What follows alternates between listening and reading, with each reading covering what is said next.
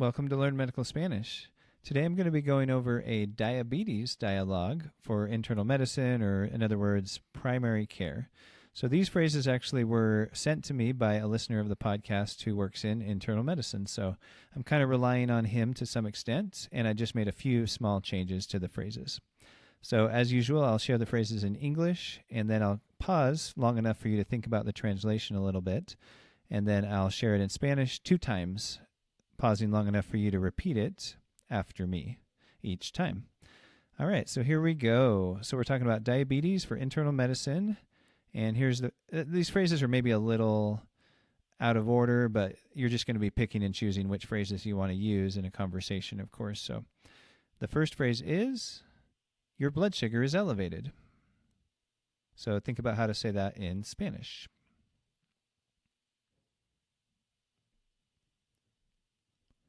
Su azúcar de sangre está alto. Su azúcar de sangre está alto. Next phrase, your hemoglobin A1C is too high.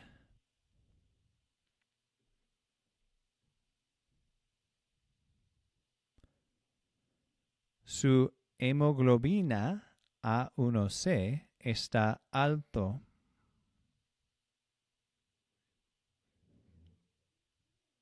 Su hemoglobina A1C está alto.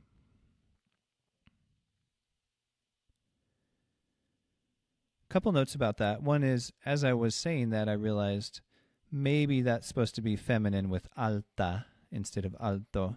So you can see what you think about that. Because the word hemoglobin looks like it's probably feminine. So, but anyway, the other note about that is that I put an asterisk on that because this is medical jargon for sure, but it's part of someone who has diabetes. They're going to learn about it eventually. So you may or may not be the one who has to explain to them what hemoglobin A1C is. And if you did, you'd need to add another phrase or two like, esta prueba significa un promedio de su azúcar durante 3 meses. For example, so I said, this test means an average of your blood sugar during 3 months. So you could add a phrase, es un promedio, it's an average, de su azúcar durante 3 meses, of your sugar during 3 months. So that's an example of how you could explain that test, but obviously there's a lot of other details you could go into. So we'll see a few more phrases that have an asterisk as we go through. Next phrase, can you check your blood sugar before meals and at bedtime?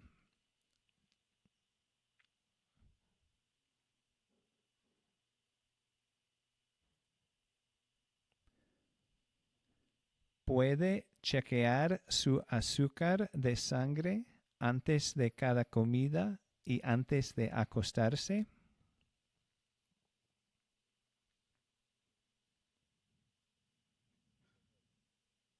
¿Puede chequear su azúcar de sangre antes de cada comida y antes de acostarse?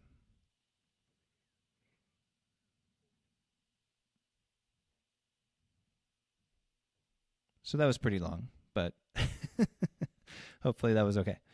And next, this is part of the same question, basically. And it says, and bring in the values on your next visit, the blood sugar values, and bring in the values on your next visit.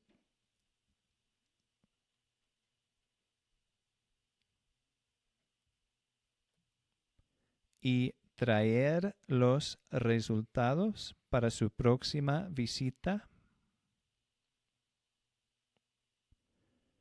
Y traer los resultados para su próxima visita. Certainly other ways you could phrase that, but that's always going to be the case. All right, next question, or rather statement. You have prediabetes.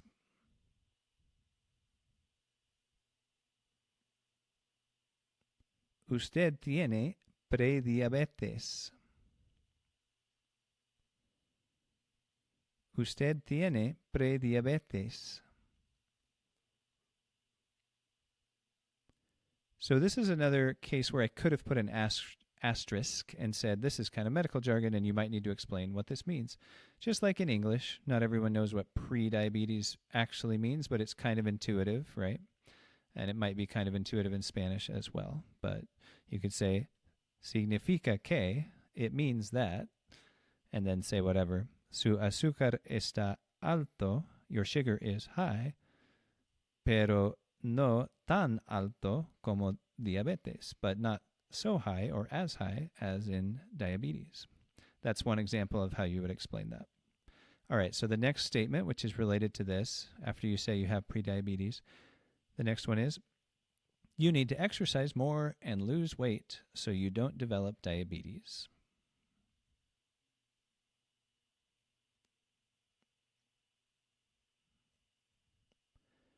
Necesita hacer ejercicios y bajar de peso para no desarrollar diabetes.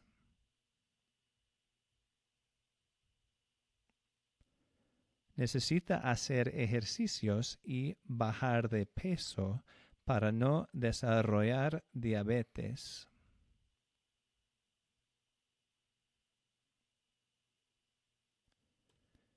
Next, we're going into a couple of symptoms here related to diabetes. So the next phrase is, do you have frequency of urination or urinary frequency, however you want to say that in English?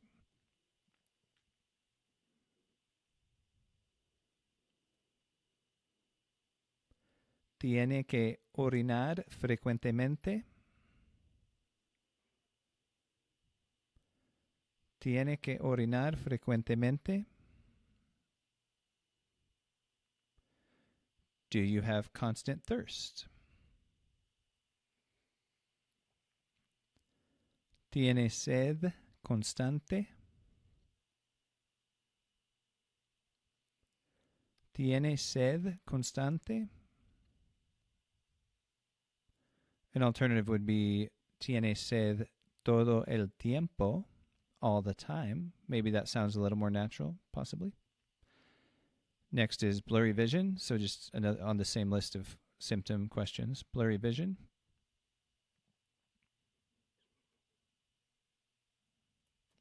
La vista borrada. La vista borrada.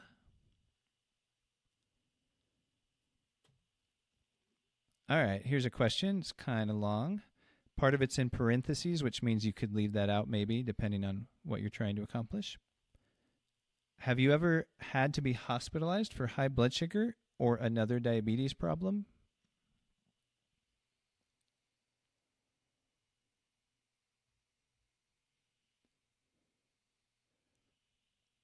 ¿Ha estado hospitalizado antes por el azúcar alto u otro problema diabético?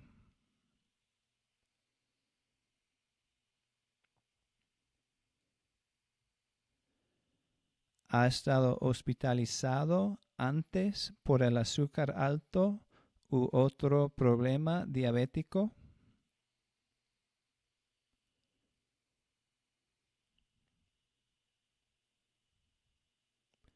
So hospitalizado as kind of an adjective that refers to a male or female, so it could end in A, hospitalizada, if you're talking about a woman. And the last part is in parentheses is u otro problema diabético, and the reason that's u otro is because you don't say o otro, because that's two O sounds in a row. So if you ever have two O sounds in a row with the word o, then you change it to u. All right, next question. How old were you when you first learned that you had diabetes?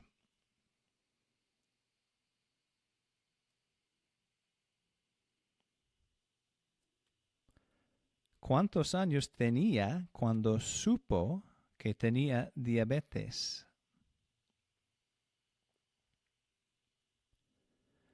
¿Cuántos años tenía cuando supo que tenía diabetes?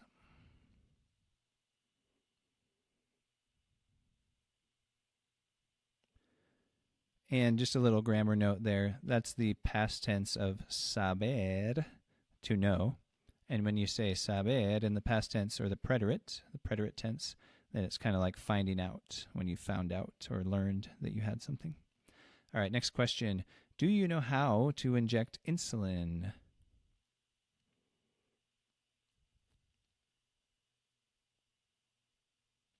¿Sabe inyectar insulina?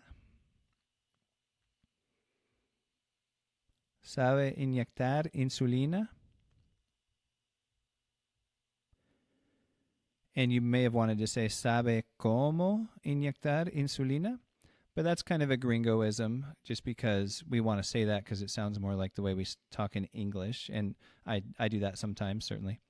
But if you say sabe inyectar or sabe whatever, that implies, do you know how to do that thing? You do not have to add the word how. Next question. Do you have any episodes of low blood sugar?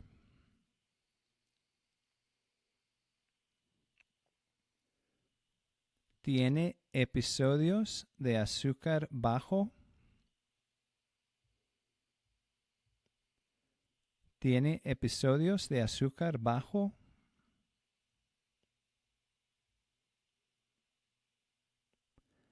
I'm going to send you to see the diabetes nurse educator.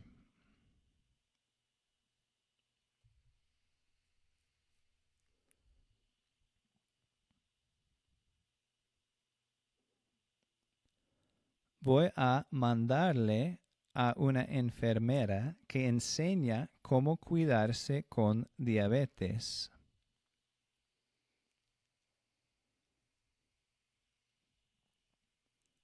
Voy a mandarle a una enfermera que enseña cómo cuidarse con diabetes.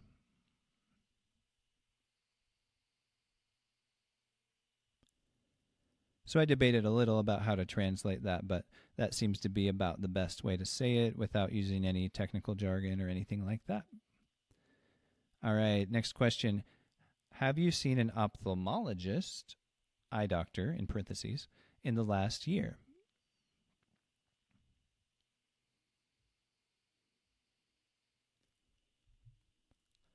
¿Ha visitado un oftalmólogo, médico para los ojos, durante el año pasado?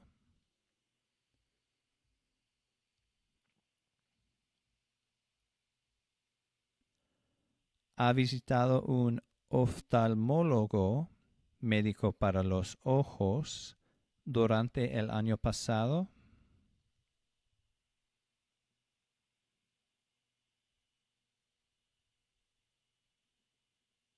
So again, that has an asterisk because it's medical jargon.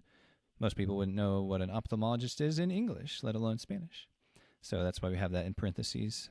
Doctor for the eyes. All right, next question or statement.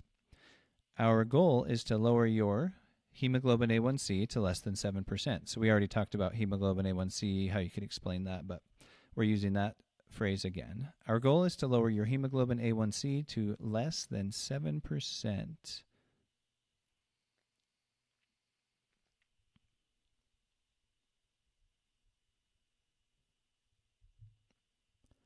Nuestra meta es bajar su hemoglobina A1C a menos de 7%.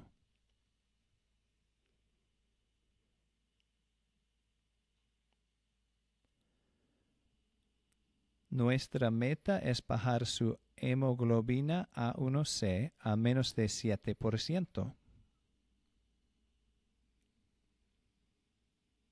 So definitely a mouthful. And if you want to change that from 7% to 6%, 6% or whatever, right? 6.5%, 6.5%, maybe, I don't know. Can try to say it a different way. But next statement or question is, would you like to see the dietitian?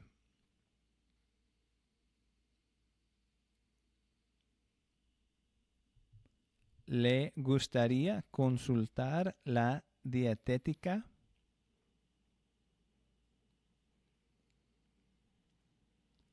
¿Le gustaría consultar la dietética? So I didn't know that word before, dietética. And I don't know how jargony that is in Spanish, but that's why I put an asterisk, because you might have to further explain. And you could say like, él or ella, he or she, va a ayudar con la dieta, con comida saludable, consejos para la dieta, consejos para una dieta saludable, right? So advice about the diet, advice about a healthy diet, whatever that you want to explain about that. Okay, so that covers a lot of questions you could use for diabetes in primary care, and some of them you could use elsewhere. By the way, if you haven't checked it out before, you can get my 5 very focused beginner lessons for providers at learnmedicalspanish.org/lessons, and I'll put a link below as well. And if you're on YouTube, I've got a playlist here with a bunch more medical Spanish dialogues and some very high-yield beginner Spanish as well, 2 different playlists. If you're on the podcast, you can find a lot of that stuff just by scrolling down and looking at the other episodes. Thanks for being here. Thanks for watching or listening. I'll see you next time on Learn Medical Spanish.